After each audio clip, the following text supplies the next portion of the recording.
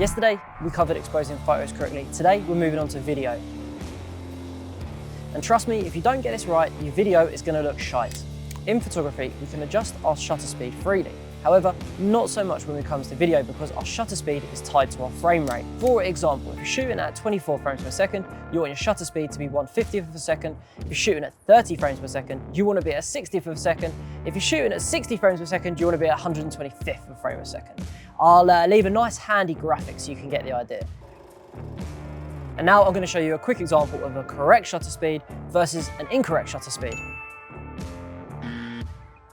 Just like in photography, we're going to use our exposure triangle, but there's one major difference. The shutter speed is locked, so we're just going to use our ISO and our aperture. Keep your ISO as low as possible. If it's too dark, adjust your aperture or go and find some light. A wide aperture, for example f1.8, lets lots of light into the camera, but it does give you a shallow depth of field. However, a narrower aperture, for example f11, will let a lot less light into the camera, but give you a much wider depth of field.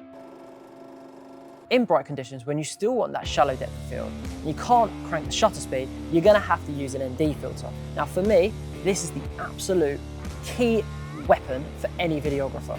So use an ND filter to block out light while keeping that smooth cinematic motion.